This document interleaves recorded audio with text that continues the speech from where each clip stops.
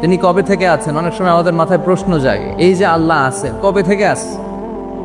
কবে থেকে উনি? শুরুটা কবে? আল্লাহ বলে আমি সূচনাহীন অতীত থেকে আছি। আমি এমন অতীত থেকে আছি যেই অতীতের কোনো সূচনা নাই। সুবহানাল্লাহ বলবেন না? আবার আমি সীমাহীন ভবিষ্যৎ পর্যন্ত থাকব। সুবহানাল্লাহ পড়েন। এমন ভবিষ্যৎ যেটা সীমা নাই, এমন অতীত যেটা শুরু হয় নাই, তিনি হচ্ছেন আল্লাহ। চিল্লায় বলেন তিনি কে? এই জন্য আমরা বলি রাদিতু বিল্লাহি রাব্বা, রব হিসেবে আল্লাহ তোমারে পেয়ে আমরা খুশি। এই জন্য আমাদের ইবাদতের সব জায়গায় এই রবের নামের গুণগান আছে না নাই? আমরা যখন রুকুতে যাই আমরা পড়ি সুবহান রাব্বিয়াল, আবার যখন আমরা সিজদায় যাই আমরা পড়ি সুবহান রাব্বিয়াল আ'লা। রুকুতে গেলে সুবহান রাব্বিয়াল আযীম, আবার যখন সিজদায় যাই তখন আমরা পড়ি সুবহান রাব্বিয়াল আ'লা। আবার কবরের জীবন যখন আমরা শুরু করে দিব, কবরের প্রথম প্রশ্ন হবে তোমার রবের নাম কি? আমরা বলবো আল্লাহ আমারে রব, আল্লাহ আমারে রব, এই রবি আমার সব। দমে দমে তনু মনে তারি অনুভব, তোমার দুনিয়াতে আমি যেদিকে তাকাই নতই নে আমাতে ডুবে আছি সবাই।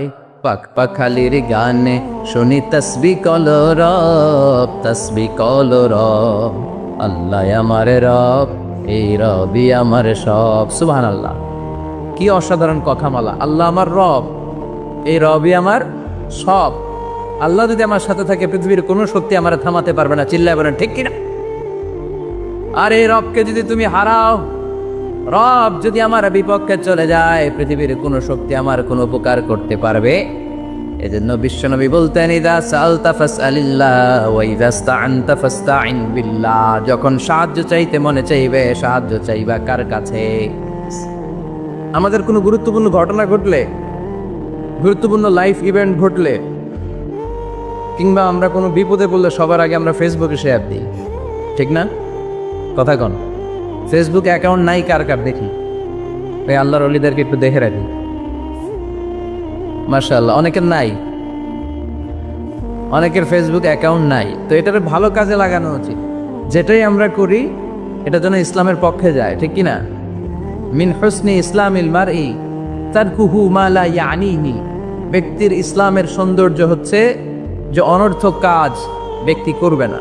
যে কাজে সওয়াব আছে, যে কাজে কল্যাণ আছে, ব্যক্তি শুধু ওই কাজটা করবে। চিৎকার করে বলেন ঠিক কিনা? অনর্থক কাজ করা ঠিক না, অনর্থক কথা বলা ঠিক না, অনর্থক সম্পদ নষ্ট করা ঠিক না, অনর্থক টাইম পাস করা ঠিক না। কারণ মুমিন জানে মা ইয়ালফিযু মিন কাউলিন ইল্লা লাদাইহি রাকীবুন আতীদ। মুমিনের জিহ্বা দিয়ে যা বের হয় তার প্রতিটি শব্দ পাই পাই করে হিসাব নেবে কে? আমাদের জীবনে অনর্থক কথা আছে না নাই? চায়ের দোকানে বসলে অপ্রয়োজনীয় আলাপ, নিজেরও কাজে লাগে না, ফ্যামিলিরও কাজে লাগে না, ইসলামেরও কাজে লাগে না, খালি খোসা খুঁজে ফেলাটেলি বাড়ায়। এরকম ডাকাত আছে না নাই? অপ্রয়োজনীয় কথা, অপ্রয়োজনীয় কাজও আছে না নাই এদেশে? দেদারসে মানুষ করে বেড়াচ্ছে অপ্রয়োজনীয় কাজ। হুজুরে পাইলে হাজার হাজার ছবি আছে না নাই? এটা অপ্রয়োজনীয় না? হজে গিয়েছিলাম, কমসে কম 10,000 ছবি তুলছে আমার সাথে হাজিরা। অপ্রয়োজনীয়, প্রয়োজন নাই। এসেছে ইবাদত করতে, হুজুর একটা সেলফি। ইয়াং ছেলেপেলারা সেলফি তোলে বেশি। আর বুঝলাম না আঙ্গুল দুটো এরকম করে রাখ। আমি গেলাম এটা কি? কয় হুজুর ইটস গ্যাংনাম স্টাইল। এটা কি? Gangnam style. এরকম বাঁকা করে থাকবে আর এরকম যেটা ছবি তুলবে। এগুলো অনর্থক। মুমিন ওই কাজ করবে যে কাজটা constructive, fruitful for him, for his family and for the society. যেটা তার নিজের কাজে আসবে, যেটা তার ফ্যামিলির কাজে আসবে, যেটা সমাজের কাজে আসবে। এই কাজগুলো করার দরকার আছে না নাই? আমার দেশের যুবক ছেলেগুলো অপ্রয়োজনীয় কোনো কারণ নাই এই সমস্ত কাজে ঝগড়া বিবাদে আলাপে লিপ্ত থাকার কারণে তাদের যে ইনোভেটিভ পাওয়ার আল্লাহ তাআলা দিয়েছেন এটাকে তারা কাজে লাগাতে পারে না। আমাদের দেশের যুবকদের কিন্তু অনেক ম্যারিট। তারা যখন পৃথিবীর বিভিন্ন দেশের ইউনিভার্সিটিগুলোতে পড়ে তারা র্যাঙ্কিংয়ে 1 নম্বরে আসে একেবারে। আমি যে ইউনিভার্সিটিতে পড়ি, ইন্টারন্যাশনাল ইসলামিক ইউনিভার্সিটি মালয়েশিয়া, ওখানে বাংলাদেশিদের ফলাফল রেজাল্ট সবচেয়ে ভালো। হার্ভার্ডে যান, ক্যামব্রিজে যান, অক্সফোর্ডে যান, যেখানেই যাবেন বাংলাদেশিদের ফলাফল অনেক ভালো। তো তারা সেখানে অপ্রয়োজনীয় কাজে তাদের সময়কে নষ্ট করে না। এজন্য যুবক ভাইয়েরা, তোমাদের আছে প্রাণ ঢালা উচ্ছ্বাস, অনেক শক্তি তোমাদের গায়ে।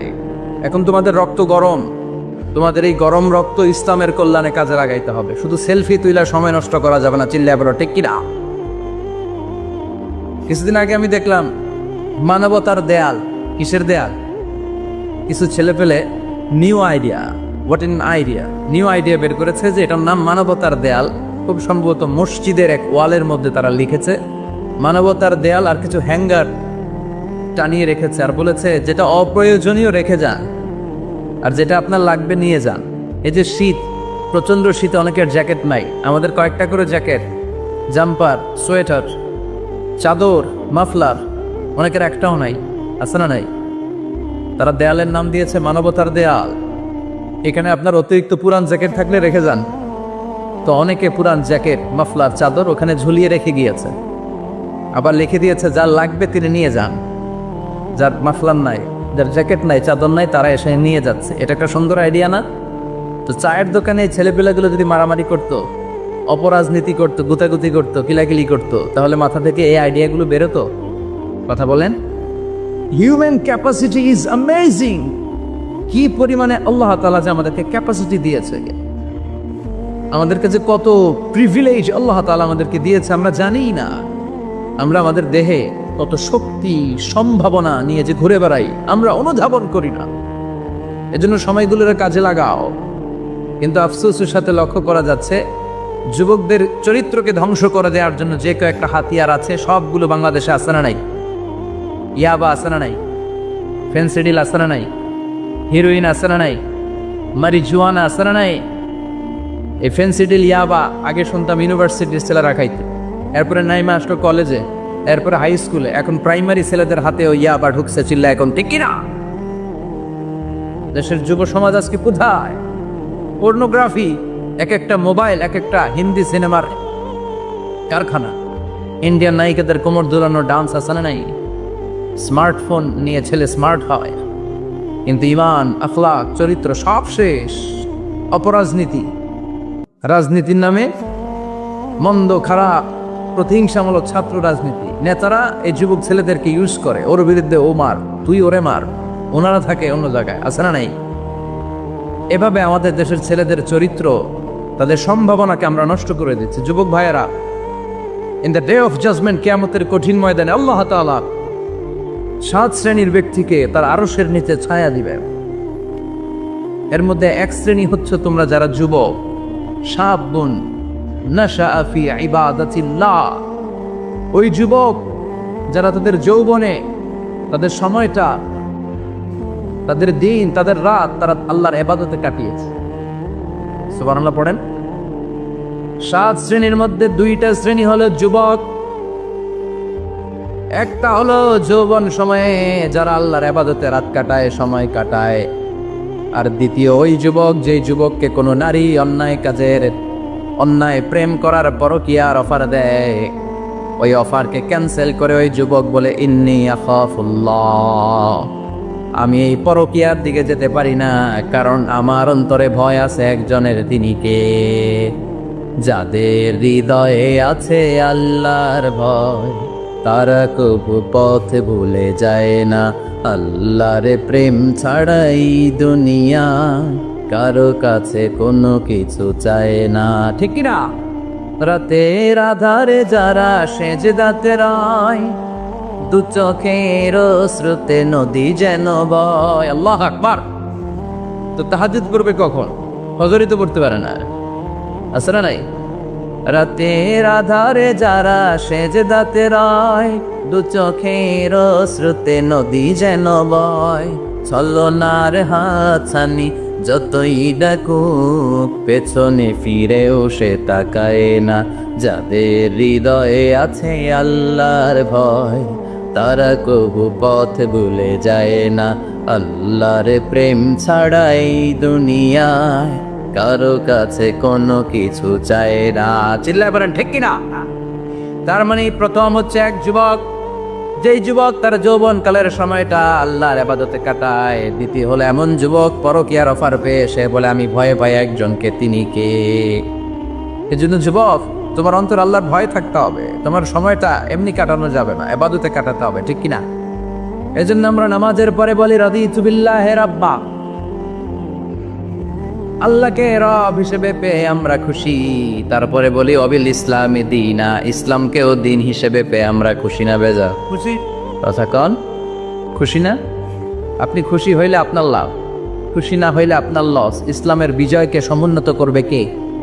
ইসলামের পতাকা পথ পথ করে হোয়াইট হাউসের উপরেও একদিন ঝুলবে, চিল্লায় বলেন ঠিক কিনা? আল্লাহ বলেন খবরদার, ফু দিয়ে ইসলামের বাতি তোরা নিভাতে পারবি না। ইউরিদুনা লিয়ুতফিউ নূরাল্লাহি বিআফওয়াহিহিম ওয়াল্লাহু মুতিম্মু নূরিহি ওয়ালাউ কারিহাল কাফিরুন। ইসলাম বিরোধীরা চায় মুখের ফুৎকারে ইসলামের বাতিকে নিভিয়ে দিতে। আল্লাহ বলে খবরদার, ষড়যন্ত্র করে লাভ নাই, ইসলামের বিজয় আমি নিশ্চিত করে দেব। স্যামুয়েল হ্যান্টিংটন একটা বই লিখেছে, দ্য ক্লাশেস অফ সিভিলাইজেশন। ওই বইতে তিনি বলেছেন এই যে সভ্যতার সংঘাত, এত সভ্যতা, চায়না সভ্যতা, আর্য সভ্যতা, বৈদিক সভ্যতা, সিন্ধু সভ্যতা, মহেঞ্জোদারো সভ্যতা, ইরাকীয় সভ্যতা, মিশরীয় সভ্যতা, একটার পর একটা সভ্যতা পৃথিবীতে এসেছে, একটার পর একটা সুপার পাওয়ার। এখন সুপার পাওয়ার হচ্ছে ইউনাইটেড স্টেটস অফ আমেরিকা, ধারণা করা হচ্ছে এরপরে চায়না হবে সুপার পাওয়ার, আবার অনেকে বলছে এরপরে ইন্ডিয়া হবে সুপার পাওয়ার। এভাবে একটার পর একটা সুপার পাওয়ার যাওয়ার পরে সর্বশেষ যে সুপার পাওয়ারটা পৃথিবীর বুকে মাথা উঁচু করে দাঁড়িয়ে থাকবে সেটার নাম হচ্ছে ইসলাম। সেটার নাম কি? তার নমুনা গোটা বিশ্বব্যাপী আছে না নাই? ইসলামকে যত দমাইতে চায় এটা আরো উপরের দিকে ওঠে। সুবহানাল্লাহ কইবেন না? ইসলামের বৈশিষ্ট্য হচ্ছে চারা বীজের মতো। চারা বীজ তো আপনারা চিনবেন, নিমসালের মানুষ। বীজ, ইসলাম হচ্ছে বীজের মতো। ইসলামের শত্রুরা ইসলামকে মাটিতে গেড়ে দিতে চায়, কিন্তু ইসলাম হচ্ছে বীজের মতো, চারা বীজ। চারা বীজ মাটিতে গেড়ে দিলে কি হয়? কথা কন, আরো গজিয়ে ওঠে, মাটি ফেড়ে উপরের দিকে উঠে চিৎকার করে পড়েন ঠিক কি না? ইসলাম হচ্ছে টিউবের মতো। টিউব, পুকুরে যারা নতুন সাঁতার কাটতে যায় ডুবে যাতে মারা না যায়, টিউব নিয়ে সাগরের মধ্যে নামে। এই টিউবকে যত আপনি পানির নিচে ডুবাতে চাইবেন, টিউব আর উপরের দিকে ভেসে ভেসে উঠে। সুবহানাল্লাহ পড়ে। ইসলামকে তো ওরা চিনে নাই। ইসলাম হচ্ছে চারা বীজের মতো, ইসলাম হচ্ছে টায়ারের টিউবের মতো। এটার যতই নিচের দিকে নামাইতে যায়, এটার বৈশিষ্ট্য হচ্ছে এটার ধাক্কা মারলে এটার উপরের দিকে ওঠে। সুবহানাল্লাহ কইবেন না? গোটা বিশ্বব্যাপী আজকে ইসলামের গণজোয়ার, হাজার হাজার লোক কালিমা পড়ে মুসলমান হচ্ছে। গত কিছুদিন আগে আফ্রিকাতে এক লোক এক গ্রামের কয়েক হাজার মানুষকে এক ময়দানে দাঁড় করিয়ে একসাথে শাহাদাতের বাণী পাঠ করিয়ে মুসলমান বানায় ফেলছে। এই আফ্রিকার বুকে এতদিন আমেরিকার কাজ ছিল, এটারে বলে Tansir, Christian missionary. Lakh lakh dollar দিয়ে আফ্রিকার দেশগুলোর মধ্যে গরিব গরিব মুসলমানগুলোর তারা নাসারা বানাতো। এই বিষয়টা যখন মুসলিম স্কলারদের নজরে এলো, এখন গোটা বিশ্বের সব মুসলিম স্কলাররা আফ্রিকায় যে ইসলামের দাওয়াতকে প্রচার করে দিচ্ছে। গ্রামকে গ্রাম খ্রিস্টান সম্প্রদায় লা ইলাহা ইল্লাল্লাহ মুহাম্মাদুর। ঝিনুকের ভেতর লুকিয়ে থাকে যেমন মতি, ঝিনুকের ভেতর লুকিয়ে থাকে যেমন মতি, কলমা শাহাদাতে আছে আল্লাহর জ্যোতি, কলমা শাহাদাতে আছে আল্লাহর জ্যোতি। পড়েন সবাই, ঝিনুকের ভেতর লুকিয়ে থাকে যেমন মতি, ঝিনুকের ভেতর লুকিয়ে থাকে যেমন মতি, কলমা শাহাদাতে আছে আল্লাহর জ্যোতি, কলমা শাহাদাতে আছে আল্লাহর জ্যোতি। ঠিক কি না? এই জ্যোতি যদি একবার কারো হৃদয়ের মধ্যে স্থান করে নেয়, এই নুরানি আলোর ছোটা যদি কারো হৃদয়ের মধ্যে জায়গা দখল করে নেয়, পৃথিবীর কোনো মতদর্শ তার অন্তরের মধ্যে আর থাকতে পারে? গ্রামকে গ্রাম আফ্রিকাতে এখন কালিমা পড়ে পড়ে মানুষ মুসলমান হয়ে যাচ্ছে। সুবহানাল্লাহ পড়ে। একদিন আমেরিকার হোয়াইট হাউসের উপরেও কালিমার লা ইলাহা ইল্লাল্লাহর পতাকা পতপত করে উড়বে, চিল্লায় বলেন ঠিক কি? এজন্য আমরা বলি ওয়াবিল ইসলামি দীনা, ইসলামকে ধর্ম হিসেবে পেয়ে আমরা খুশি না বেজার? ইউরোপ আমেরিকাতে মসজিদের সংখ্যা বাড়ছে, দাওয়াতি কাজের সংখ্যা বাড়ছে। এমনকি হার্ভার্ড ইউনিভার্সিটিতে, অক্সফোর্ডে, ক্যামব্রিজের ভেতরে, MIT, Massachusetts institute of technology, সায়েন্সে যারা পড়ে এদের স্বপ্ন MITর ভিতরে ইসলাম ঢুকে গেছে। এজন্য ইসলামের আলোকে কেউ নিভিয়ে দিতে পারবে, ইসলামের গতিকে কেউ থামিয়ে দিতে পারবে, এটা অসম্ভব। এজন্য ইসলামের বিজয় সুনিশ্চিত। আমরা যারা লেগে থাকতে পারবো আমাদের কপালকে উজালা করে দিবে কে? আর বিরোধিতা যারা করব তাদের সব শেষ, দুনিয়াও শেষ, আখিরাতও আমও শেষ, সালাও। এজন্য আমরা বলি রাদিতু বিল্লাহি রাব্বা, আল্লাহ তোমার রব হিসেবে পেয়ে আমরা বড্ড খুশি। ওয়াবিল ইসলামি দীনা, ইসলামকে ধর্ম হিসেবে পেয়ে আমরা খুশি। ওয়াবি মুহাম্মাদিন রাসূলা, বিশ্ব নবীকে রাসূল হিসেবে পেয়েও আমরা খুশি না বেজা। এমন রাসূল, গোটা বিশ্বের শ্রেষ্ঠতম রাসূল, শ্রেষ্ঠতম ব্যক্তিত্ব, যার কাছ থেকে পজিটিভ কোনো জিনিস ছাড়া নেগেটিভ কোনো জিনিস প্রকাশিত হয় নাই, সব ইতিবাচক। Always come back positive, not go back negative. সবসময় পজিটিভ বলতেন, পজিটিভ ভাবতেন, পজিটিভ কাজ করতেন। কোনো নেগেটিভ, নেতিবাচক কোনো কিছু বিশ্বনবীর জীবনে খুঁজে পাওয়া যায়? চিল্লায় বলেন, খুঁজে পাওয়া যায়? As a father, as a husband, as a commander, as a lawyer, as a reformer of the society, Muhammad is the superman of the world. গোটা বিশ্ব এখন তাকে সুপারম্যান ভাবতেছে, বস অফ দ্য অল বসেস। পৃথিবীতে যত বস এসেছে সব বসের সবচেয়ে বড় বস হচ্ছে বিশ্বনবী মুহাম্মদ সাল্লাল্লাহু। এজন্য আমরা বলি আবি মুহাম্মাদিন রাসূলা। আল্লাহকে রব হিসেবে পেয়ে আমরা যেমন খুশি, ইসলামকে ধর্ম হিসেবে পেয়ে তেমন খুশি, বিশ্বনবীকেও রাসূল হিসেবে পেয়ে খুশি না বেজা? কথা কম।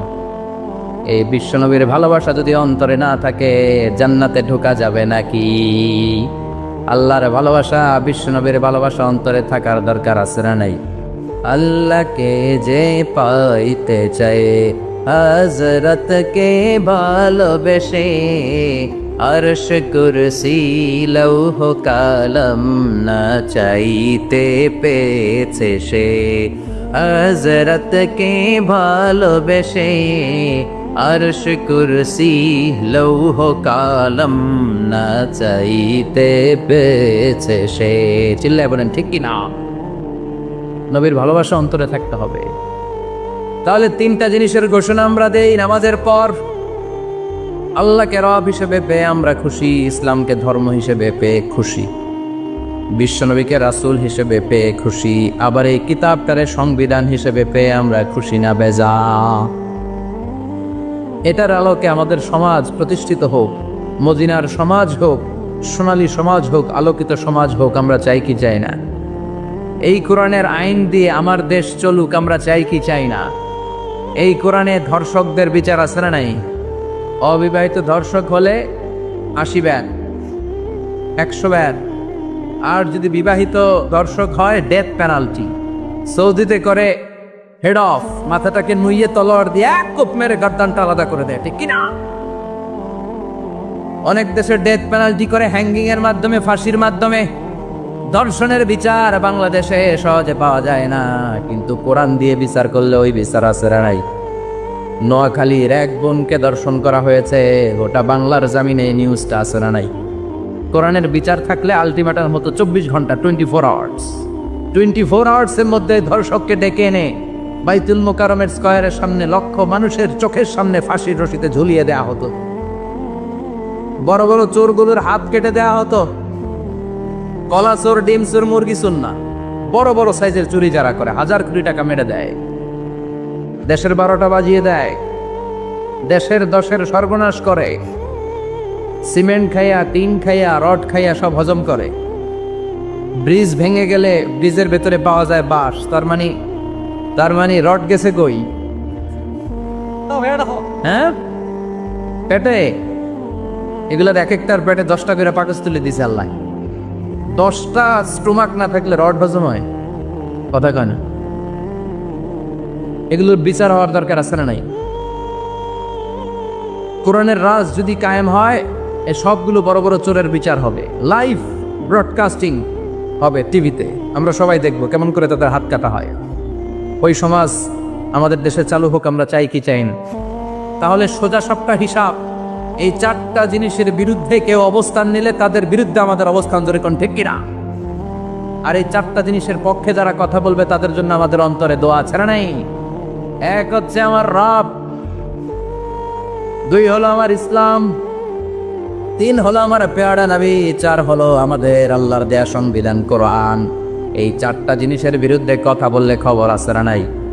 এই চারটা জিনিসের বিরুদ্ধে কথা বলা হবে মুসলমানদের দেশে। এই চারটা জিনিসকে কটূক্তি করা হবে, অপমান করা হবে, আর এর বিরুদ্ধে প্রতিবাদ আসবে না। মুমিন চুপ করে বসে থাকবে, সেটা মুমিন নয়, সেটা মুনাফিক। চিল্লায় বলেন ঠিক কিনা? 99 মার্ডার করার পরে তার মনে ভয় আসলো, হায় রে, না জানি আল্লাহ আমার সাথে কেমন আচরণ করে আখিরাতে।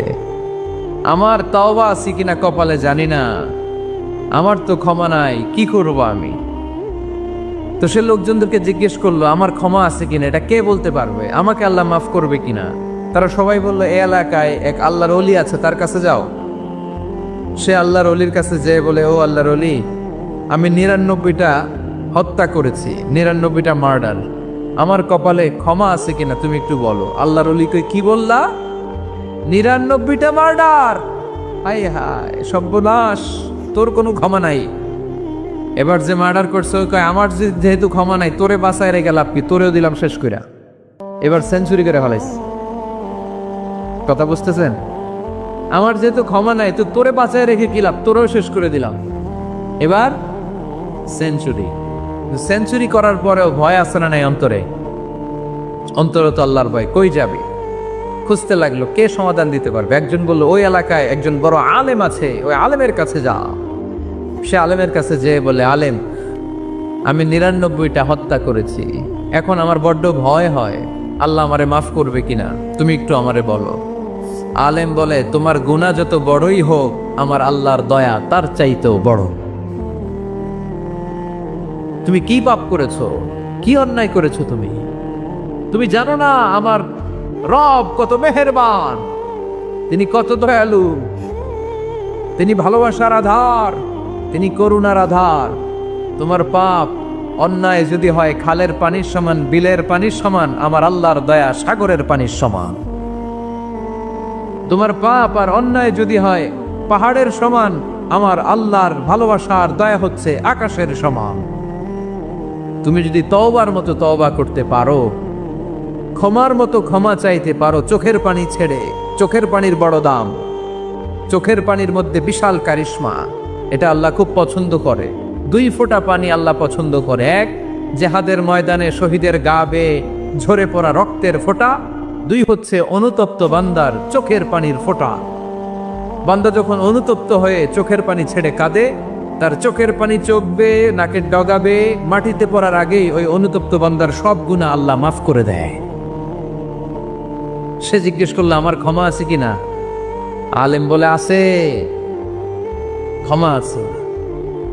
তওবার মতো তওবা কর, তাওবাতান নাসুহা, তওবার মতো তওবা করলে আল্লাহ ঠিকই মাফ করবে। সে এতটাই অনুতপ্ত হলো, এতটাই, সে আল্লাহর কাছে ক্ষমা চাইতে শুরু করলো।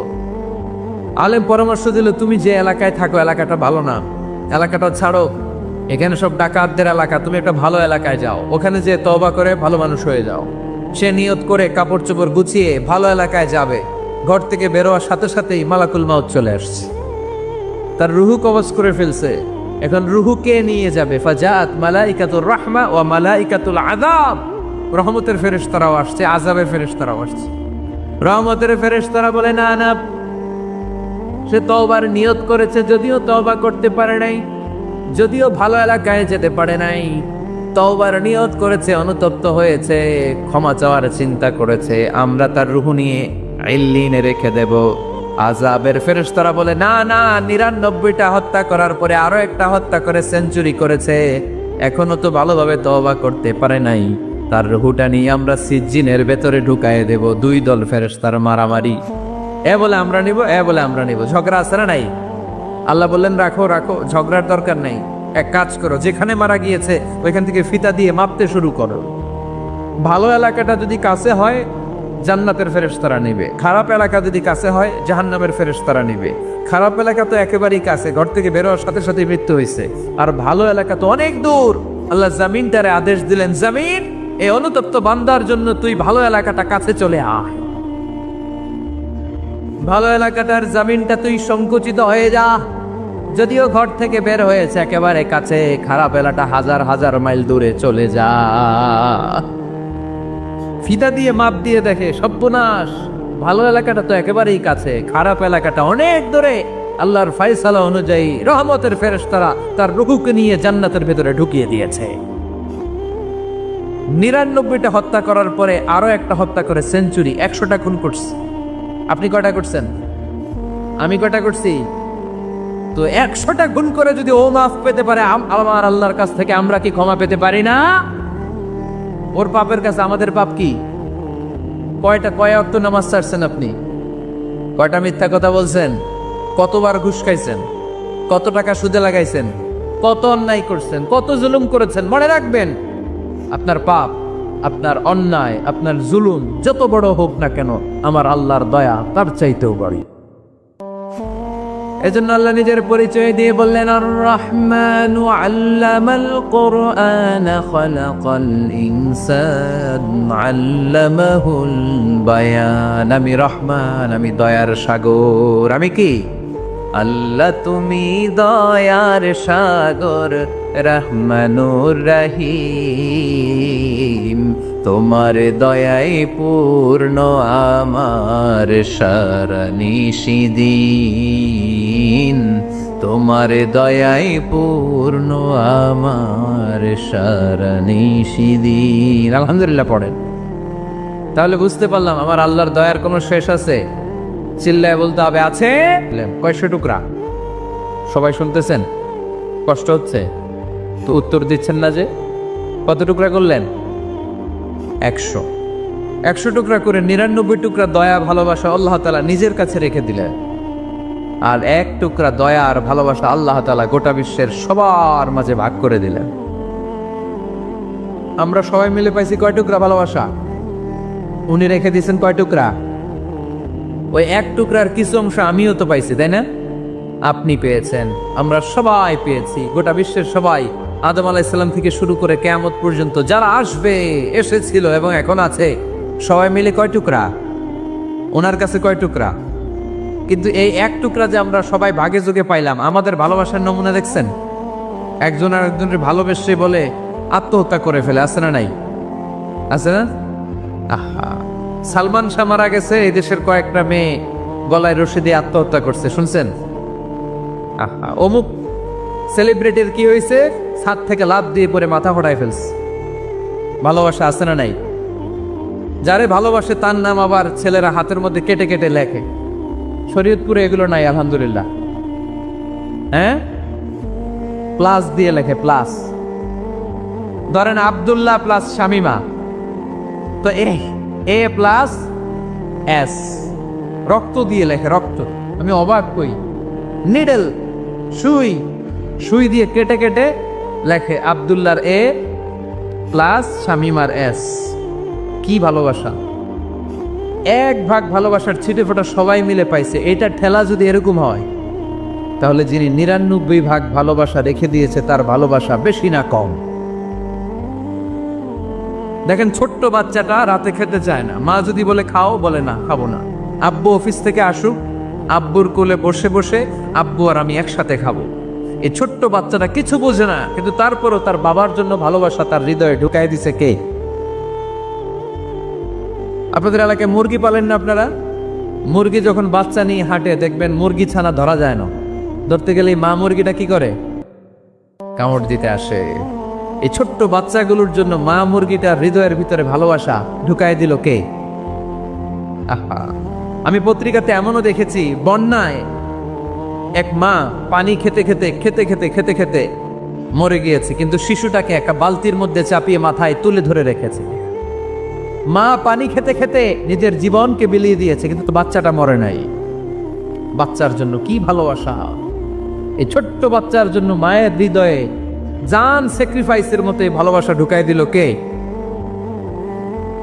আমাদের প্রতিদিনই ভালোবাসা, সকালে ভালোবাসা, বিকালে ভালোবাসা, সন্ধ্যায় ভালোবাসা, শীতকালে ভালোবাসা, গ্রীষ্মকালে ভালোবাসা। আমাদের ইসলামে শুধু ভালোবাসাবাসী, ঠিক কিনা? রসুল আমার ভালোবাসা, রসুল আমার আলো আশা, রসুল আমার প্রেম বিরহের মূল আলোচনা, রসুল আমার কাজে কর্মের অনুপ্রেরণা। চিল্লায় পড়েন আল্লাহু আকবার। আমাদের ভালোবাসার কোনো কমতি আছে? 24 ঘন্টা আমাদের ভালোবাসা আছে না নাই? 365 আমাদের ভালোবাসা আছে না নাই? এই জন্য আলাদা করে আমাদের কোনো দিন লাগে না বিশ্ব ভালোবাসা দিবস দরকার হয় না। যারা মাকে দেখতে পারে না, বাবারে দেখতে পারে না, এরা একদিনের জন্য মা বাবাকে উইশ করতে যায়, আর নাম দিছে বিশ্ব মা দিবস, বিশ্ব বাবা দিবস। কিছুদিন আগে দেখলাম বিশ্ব ডিম দিবস। কি দিবস? আমি কি মিথ্যা বললাম? ছিল একটা বিশ্ব ডিম দিবস। কিছুদিন পরে বানাবে বিশ্ব বাঁশ দিবস, যে যারে বাঁশ দিতে পারে। এরপর একটা বানাইছে শুনলাম বিশ্ব চিন্তা দিবস। তো এইটা কি দিবস? কয় এদিন আমরা সবাই মিলে চিন্তা করি যে আসলে আমাদের কি চিন্তা করা দরকার, আছে না নাই? তো এই যে ওরা বিশ্ব মা দিবস, international mother day, international father day, মা দিবস, বাবা দিবস বছরে একবার ওল্ড হোমে রেখে আসে, বৃদ্ধাশ্রমে। যেহেতু সারা বছর বৃদ্ধাশ্রমে, বছরে একদিনও যদি মারে স্মরণ না করি কেমন হয়? তো একদিন ওই মা দিবসে মারে একটা কার্ড দিয়ে উইশ করে আসে, কিছু টাকা দিয়ে আসে। ওদের তো মা বাবার প্রতি দয়া নাই, শ্রদ্ধা নাই, ভালোবাসা নাই। এজন্য ঘটা করে ওদের দিবস পালন করা লাগে। আমাদের 24 ঘন্টা 365 দিনই ভালোবাসা, তাই এই দিবস ফিবসের আমাদের দরকার নাই। চিল্লায় বলেন ঠিক কিনা? জন্মের পর থেকেই তো আমাদের ভালোবাসা, মৃত্যু পর্যন্ত ভালোবাসা, আমৃত্যু ভালোবাসা। এই জন্য বিশ্ব ভালোবাসা দিবস, এটা ইসলাম কখনো সাপোর্ট করে না। ভালোবাসার কেন্দ্রবিন্দু একজন, চিল্লায় বলতে হবে তিনি কে? 100 টুকরা করে আমাদেরকে দিয়েছেন কয় টুকরা? উনি রেখেছেন কয় টুকরা? দেখেন, এক টুকরা ঠেলায় বিশ্ব ভালোবাসা দিবস আমরা পালন করি। ভালোবাসার গান, ভালোবাসার নাটক, ভালোবাসার ফিল্ম, ভালোবাসার কবিতা, অভাব নাই। কত ভালোবাসার স্টোরি আপনারা জানেন, এত ভালোবাসা। কিন্তু সবাই মিলে ভালোবাসার এক অংশ আমরা ভাগে যোগে পেয়েছি। এক অংশের নমুনা যদি এমন হয়, 99 টুকরা ভালোবাসা যিনি রেখে দিয়েছেন নিজের মধ্যে, তার ভালোবাসা বেশি না কম? চিল্লায় বলেন বেশি না কম? এজন্য আমরা আল্লাহর ভালোবাসার ভিখারি, আমরা আল্লাহ তাআলার রহমতের ভিখারি। আল্লাহর রহমত ছাড়া কেউ কোনোদিন জান্নাতে যেতে পারবে? কোনোদিন নিজের আমল নিয়ে বড়াই করবেন না। আপনারা কি ভাবেন যে আপনার আমল দিয়ে আপনি জান্নাতে যাবেন? শরীয়তপুরের আজকের এই প্যান্ডেলে যারা বসে আছেন, কার এরকম ভরসা আছে যে হুজুর আমি এত আমল করেছি, আমার আমলের বদৌলতে আমি জান্নাতে ঢুকবো? কে কে আছেন দেখি আল্লাহর ওলি? আছে এরকম কোন আল্লাহর ওলি? হ্যাঁ, আছে? নাই। আল্লাহর হাবিব বললেন, আল্লাহর রহমত ছাড়া, ভালোবাসা ছাড়া কেউ কোনোদিন জান্নাতে ঢুকতে পারবে? আম্মা জান আয়েশা বললেন, ইয়া রাসূলুল্লাহ আপনিও না? আল্লাহর হাবিব বললেন, না আমিও না, তবে আল্লাহর রহমত আর দয়া সেদিন আমাকে ঘিরে রাখবে। মান নুকিশা উযিবা, যার হিসাব আল্লাহ সেদিন চাইবেন সে ধরা খেয়ে যাবে। সব সময় আল্লাহর কাছে এই দোয়াটা যেন আমরা করি, আল্লাহ কিয়ামতের দিন তুমি আমার হিসাব নিও না, আল্লাহ তুমি আমার বিচার বসিও না, আল্লাহ তুমি দয়া করে আমারে মাফ করে দিও। আল্লাহ যার বিচার করবেন ও জাহান্নামে যাবে, আর যার বিচার করবেন না সে জান্নাতে যাবে।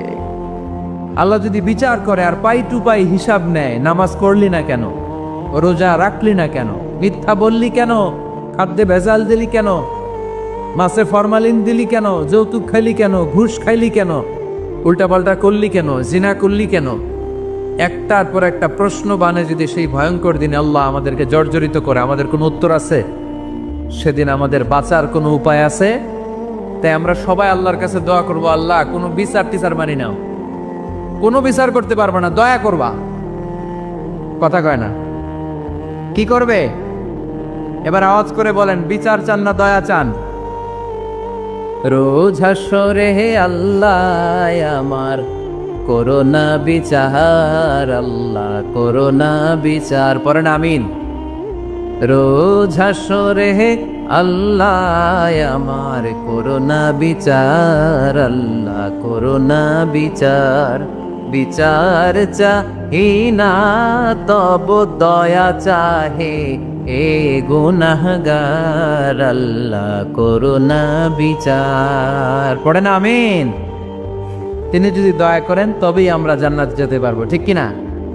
এজন্য আল্লাহ বললেন আর রহমান আল্লামাল কোরআন খালাকাল ইনসান আল্লামাহুল বায়ান। আমি হলাম রহমান। কাফেররা বলে রহমানকে জানি না, রহমানকে চিনি না।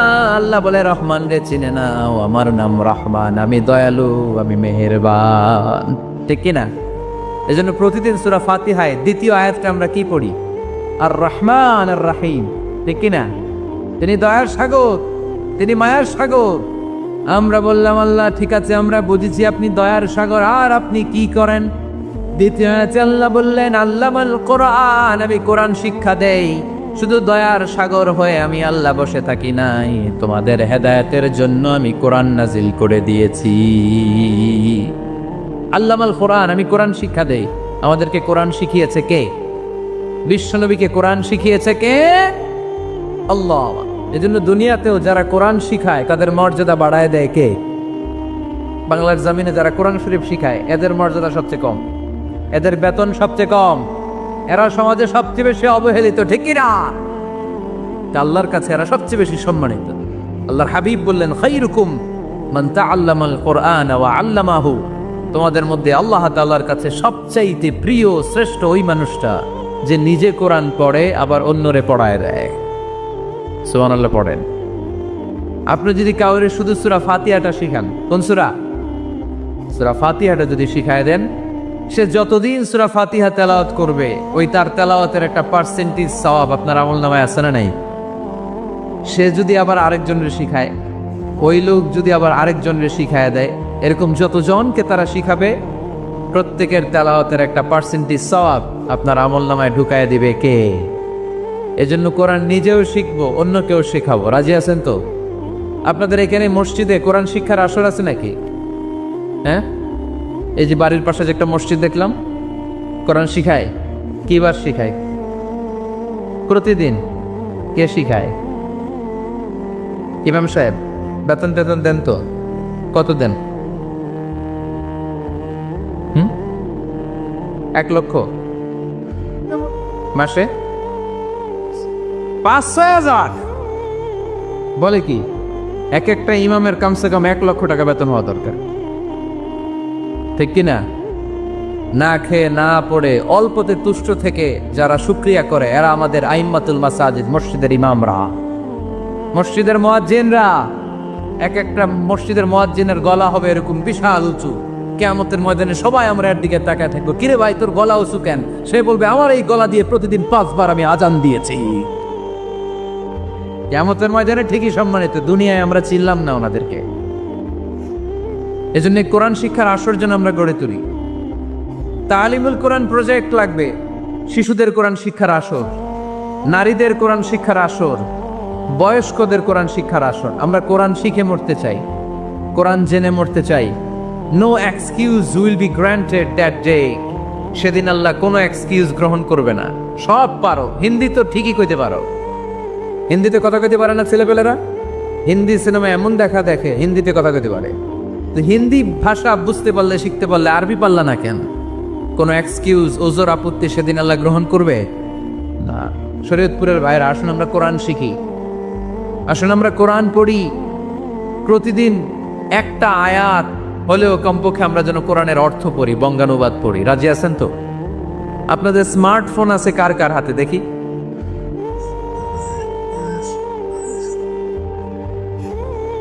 আপনারা কি অ্যানালগ? স্মার্ট আপনি? মাশাআল্লাহ। তোমরাও কি স্মার্ট? হ্যাঁ, ঠিক আছে, হাত নামাও, হাত নামান সবাই। তো এই যে স্মার্টফোন আসছে স্মার্ট বানাইতে, যেই ফোনের মধ্যে কোরআন নাই সে আনস্মার্ট, ঠিক কিনা? যার মোবাইলের ভেতরে কোরআনের অ্যাপস আছে, ডাউনলোড করে অ্যাপস রেখেছে, সেই হচ্ছে আসল smart. He is the real hero, he is the real smart. এজন্য মোবাইলের অ্যাপসের ভেতরে কোরআন ঢুকাইতে হবে। শরীয়তপুরের ছেলেরা খুব সহজ, অ্যান্ড্রয়েড সাইট ইউজ করলে প্লে স্টোরে যাও, যে তুমি বাংলা কোরআন লিখো চলে আসবে। আইফোন যদি ইউজ করো অ্যাপ স্টোরে যাও, ওখানে যে বাংলা কোরআন লিখো চলে আসবে। সহজ। এত সহজ হওয়ার পরেও আল্লাহ কি বললেন আমরা যদি না শিখি, না জানি, আল্লাহ কি ক্ষমা করবে? যা বলার সব আল্লাহ বলে দিয়েছে এই কোরআন। এই কোরআনে শুরু হয়েছে বিসমিল্লাহির রহমানির রহিম দিয়ে, মানে বা দিয়ে। কি দিয়ে? চিল্লায় বলেন না, কি দিয়ে? বাদ না। আরে কোরআন শেষ হয়েছে সূরাতুন নাস দিয়ে, যে সূরার শেষ আয়াত হচ্ছে মিনাল জিন্নাতি ওয়ান নাস। বা আর সিন মিলাইলে কি হয়? বাস। এবার বাসে চড়া শরীয়তপুর শহরে যাব। ওই বাস না, এই বাস মানে যথেষ্ট, এই বাস মানে সাফিসিয়েন্ট, কাফি। আল্লাহ বুঝালেন এই 30 পারায় 114টা সূরায় আমি যা দিয়েছি এটাই বাস, যথেষ্ট। নতুন করে আর কিচ্ছু লাগবে না। চিল্লায় বলেন ঠিক কিরা? এজন্য মোবাইলে কোরআনের অ্যাপস ঢুকাইবেন। কে কে ঢুকাইবেন আজকে থেকে দেখি? আমারে দেখানোর জন্য হাত তুলছেন? দেখাতে হবে একজন রে, তিনি কে? আল্লাহরা দেখান, আল্লাহর ফেরেশতারে দেখান। এখন কই মারছে আর আল্লাহর ফেরেশতার কথা কইছি, আন ভয় ঢুকছে। ঢুকাবেন ঢুকাবেন। এদিকে হাত তুলে না কেন? আছে মাশাআল্লাহ, হাত নামান। আল্লাহ তুমি সব ভাইদেরকে কবুল করো। আমরা যেন মোবাইলে হিন্দি সিরিয়াল না দেখি, আমরা যেন ড্যান্স না দেখি, উলঙ্গ নৃত্য যেন না দেখি। আমরা যেন এই মোবাইলে কোরআন পড়ি। আমরা কান দিয়ে যা শুনবো তাতে যেন সওয়াব হয়। আমরা চোখ দিয়ে যা দেখবো তাতে যেন সওয়াব হয়, ঠিক কিনা? যেন কানে শুনি সদা তোমার কালা এ খোদা, চোখে যেন দেখি শুধু কোরআনের আয়াত, শোনো আমার মুনাজাত, শোনো শোনো ইয়া ইলাহি আমার মুনাজাত, শোনো আমার মুনাজাত। পড়েন আমিন। তাহলে আমরা যে কিতাবটারে সঙ্গী বানাবো, কিতাবটার নাম সবাই বলেন। আমরা যে কিতাবটারে বন্ধু বানাবো, এই কিতাবটার নাম, এটা আল্লাহর কিতাব। এই কিতাব সংরক্ষণের দায়িত্ব নিয়েছে কে? এই কিতাবকে কেউ ধ্বংস করতে পারবে? এই কিতাবের পিছু লেগে কেউ সুবিধা করতে পারবে? এই কিতাবের তাফসির কেউ বন্ধ করতে পারবে না, অসম্ভব। কোরআনের কথা ছড়িয়ে পড়বে যুগ থেকে যুগ, যুগান্তরে, দেশ থেকে দেশ, দেশান্তরে, ঠিক কি না? এটা এমন কিতাব, এই কিতাবের পিছু লেগে লাভ নাই। এই কিতাবের বাণী ছড়িয়ে পড়বে গোটা বিশ্বময়। অনেকে অনেক ষড়যন্ত্র করেছে এই কিতাবকে ধ্বংস করে দেওয়ার। আমাদের খোদ ভারতবর্ষে ষড়যন্ত্র হয়েছিল। ব্রিটিশরা যখন চলে গিয়েছিল, ওরা প্ল্যান করেছিল এই কিতাবকে কি করে আমাদের থেকে ডিটাচ করা যায়, কেমন করে আলাদা করা যায়। এর একটা কমিটি করে দিয়েছে, আপনারা গবেষণা করে দেখেন এই ভারতবর্ষ থেকে কেমন করে কোরআন দূর করা যায়। তারা বুদ্ধি করে বলল এক কাজ করি, কারণ তাদের কোরআনের কপিগুলো মসজিদ থেকে বের করে আমরা আগুন দিয়ে জ্বালাই দিব, তাইলেই কোরআন শেষ।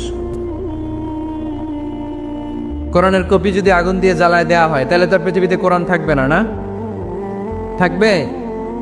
যদি আগুন লেগে ধ্বংস হয়ে যায়, ধ্বংস হয়ে যায়, যদি আগুন লেগে যায়, পুড়ে যায় পৃথিবীর সব বইয়ের দোকান, বিশ্ব থেকে হারাবে না পবিত্র কোরআন, বিশ্ব থেকে হারাবে না পবিত্র কোরআন, ঠিক কিনা? পরে দেখলো না রিসার্চে গন্ডগোল আছে, অ্যানালাইসিস ভুল। আবার নতুন কমিটি পাঠালো তারা ইংল্যান্ড থেকে, 33 সদস্য বিশিষ্ট কমিটি। তারা এসে গবেষণা করে দেখলো না, এই কোরআন আগুনে জ্বালাই দিলে কোরআন দূর হবে না। কারণ আমরা ভারতবর্ষের হেফসখানাগুলোতে যে দেখেছি, ছোট্ট বাচ্চারা মাথা দুলিয়ে দুলিয়ে কোরআন পড়ে। কোরআন তারা শুধু কাগজেই লিখে রাখে না, সিনার ভিতরে গেঁথে রাখে।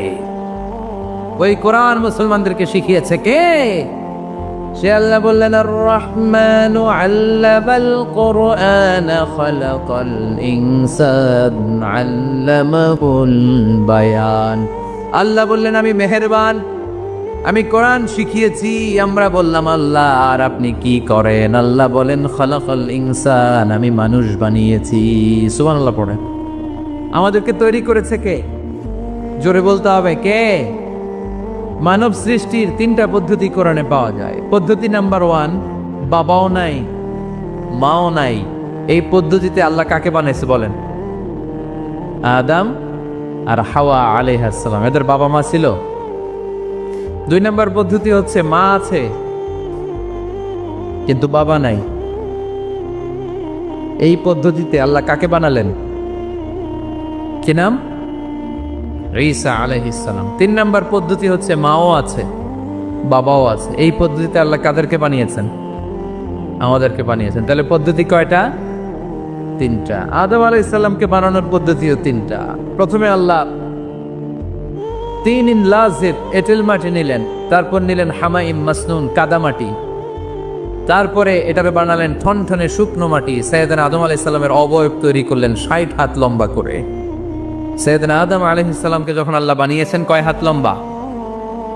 সহিহ বুখারীর বর্ণনা, লাম্মা খালাকাল্লাহু আদামা ওয়া কানা তুলুহু 60 যিরাআন।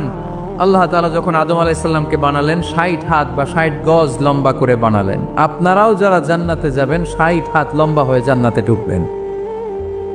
কয় হাত লম্বা? সুবহানাল্লাহ পড়বেন না? আদম আলাইহিস সালামকে বানালেন। আবার মায়ের পেটে যে আমরা বড় হলাম, এখানেও আমাদের 3টা ক্যাটাগরি, 3টা ধাপে তিনি আমাদেরকে বানালেন। মায়ের পেটে 9 মাস কি করছিলেন মনে আছে আপনাদের? শরীয়তপুরের ভাইরা মনে নেই কেন? হ্যাঁ, আমাদের কারোরই মনে নেই, ঠিক কিনা?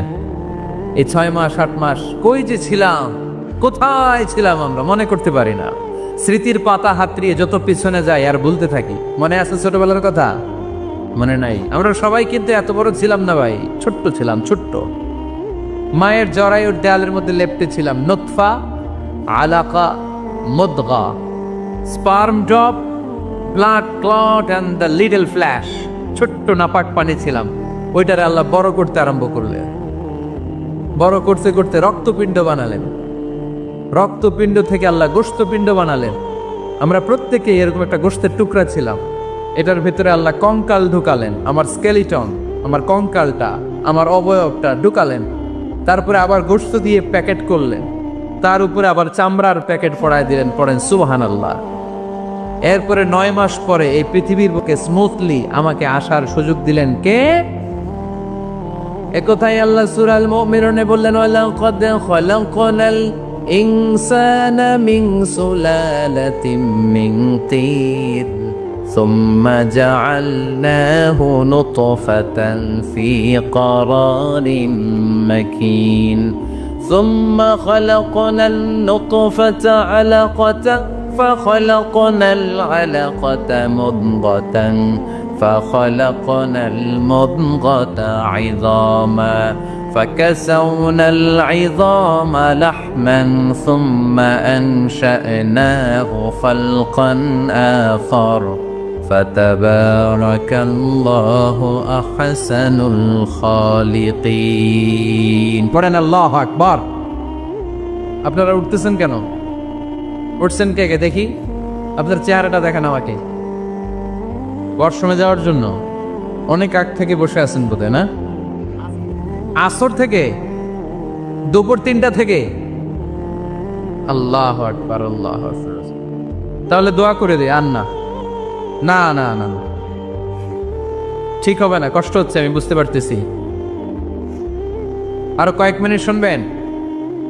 পড়েন পড়েন, লিল্লাহে তাকবীর, লিল্লাহে তাকবীর, লিল্লাহে তাকবীর। মায়ের পেটে আমাদেরকে তৈরি করলো কে? আল্লাহ। 10 মাস আমাদেরকে খাবার দিল কে? অক্সিজেন দিল কে? দেখেন, দুনিয়ার কেউ কিন্তু আমার খোঁজ নিতে পারে নাই। ভিতরে যে পারছে, ওই গোপন জায়গায় একজন আমার রিজিক দিত। তিনি কে? আমার নাভির সাথে আমার মায়ের জরায়ুর একটা কানেকশন ছিল। ওই একটা লাইন দিয়ে আমাদের সবাইকে আল্লাহ খাবারের ব্যবস্থা করেছেন। পানির ব্যবস্থা করেছেন, বাতাসের ব্যবস্থা করেছেন। দুনিয়ায় আসার সাথে সাথে দুনিয়ার মানুষরা ওই খাবারের লাইনটা কেটে দেয়, ঠিক কিনা? শরীয়তপুরে বোধহয় রেখে দেয়, কি করে? কেটাপ।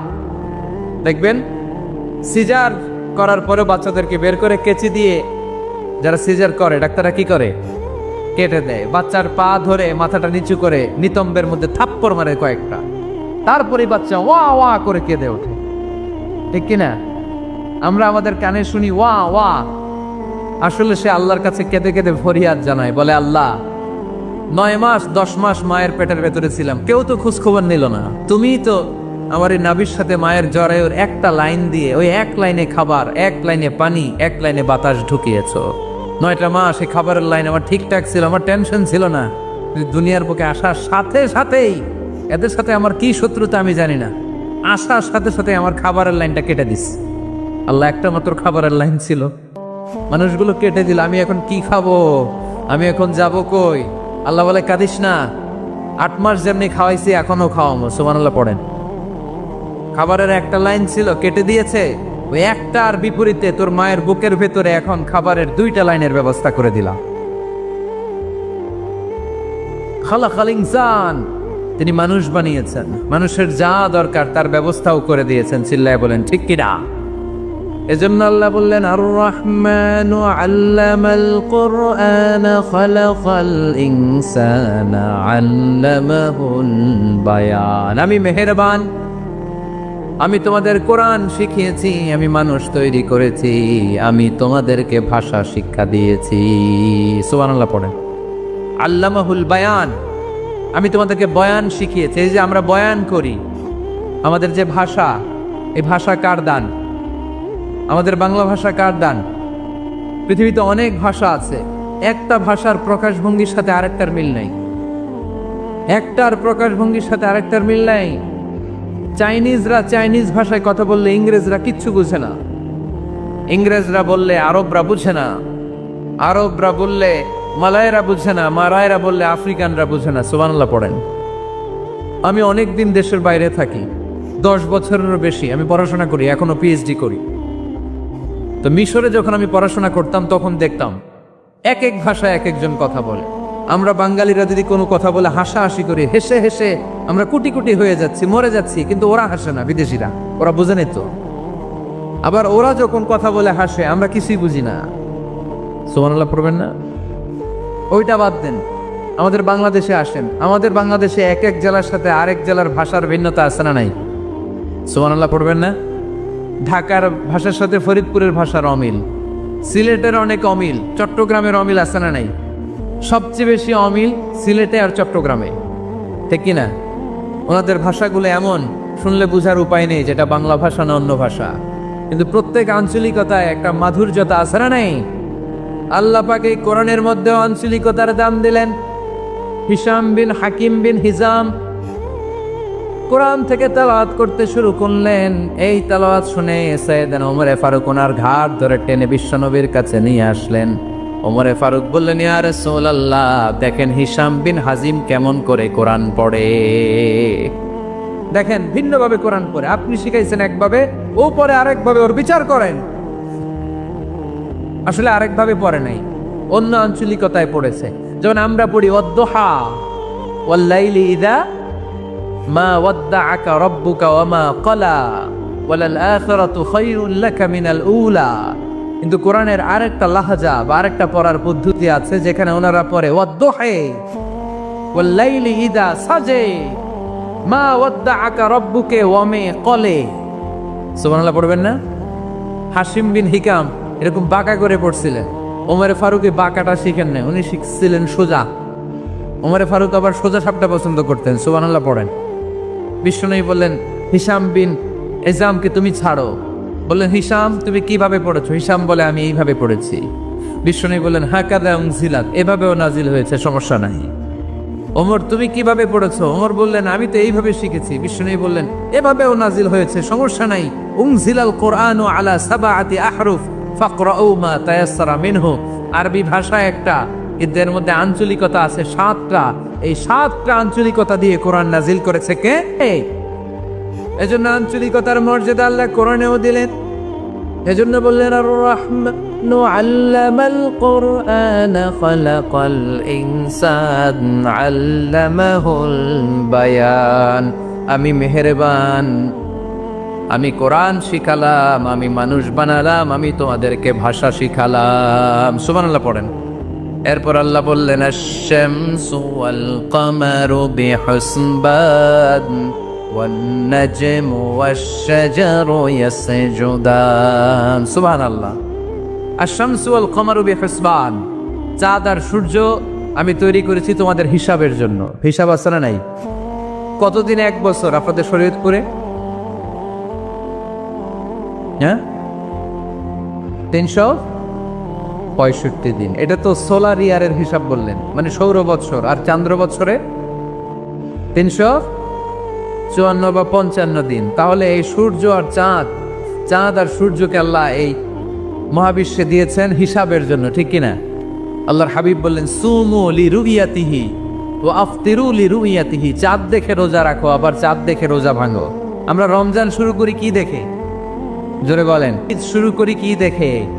চাঁদের পালকি চড়ে আসলো সবার ঘরে, চাঁদের পালকি চড়ে আসলো সবার ঘরে, আসলো খুশির ঈদ, বলো ঈদ মুবারক, ঈদ মুবারক, ঈদ মুবারক ঈদ। সবাই পড়েন, বলো ঈদ মুবারক, ঈদ মুবারক, ঈদ মুবারক ঈদ। সুবহানাল্লাহ পড়েন। আশ-শামসু ওয়াল কামারু বিহুসবান, সূর্য চন্দ্রের গায়ে লাগে না, চন্দ্র সূর্যের গায়ে লাগে না। কোনোদিন কি দেখেছেন সূর্য আর চন্দ্র ধাক্কা লাগছে? দিনের ভেতরে রাত ঢুকে গেছে, রাতের ভিতরে দিন ঢুকে গেছে, এরকম কি কখনো হয়েছে? সব কিছু একজনের আইন মানে, চিল্লায় বলতে হবে তিনি কে? এরপরে আল্লাহ বললেন ওয়ান নাজমু ওয়াশ-শাজারু ইয়াসজুদান, আকাশের তারকারাজি আর বৃক্ষমালা একজনকে সিজদা করে, তিনি কে? আকাশের তারাগুলো আল্লাহর সিজদা করে, কিন্তু আমরা আল্লাহর সিজদা করতে চাই না। গাছগুলো আল্লাহর জিকির করে, কিন্তু আমরা জিকির করতে চাই না, ঠিক কি না? অস্ট্রেলিয়ার সিডনি শহরে একটা জঙ্গল আছে, ওই জঙ্গলে একটা গাছ আছে, গাছ, ওই গাছটা টু দ্য ডাইরেকশন অফ কিবলা, কেবলামুখী হয়ে মানুষের মতো রুকু করে আছে একটা গাছ। সুবহানাল্লাহ কইতে বললেন না? ক্যালেন্ডারে দেখা যায়, পত্রিকায় দেখা যায়, গাছ রুকু করে আছে। আমরা রুকু করি না, আমরা সিজদা করি না। কিয়ামতের দিন আল্লাহ বলবে আমার সিজদা দিয়ে দেখা। আপনারা যারা নামাজ পড়েছেন, সিজদা দিয়েছেন, তারা আল্লাহু আকবার বলে সিজদায় লুটিয়ে পড়বে। আর যারা নামাজ পড়ে নাই, তারা শত চেষ্টা করেও তাদের পিঠকে বাঁকা করতে পারবে না। এজন্য 5 ওয়াক্ত সালাত জামাতের সাথে পড়ার দরকার আছে না নাই?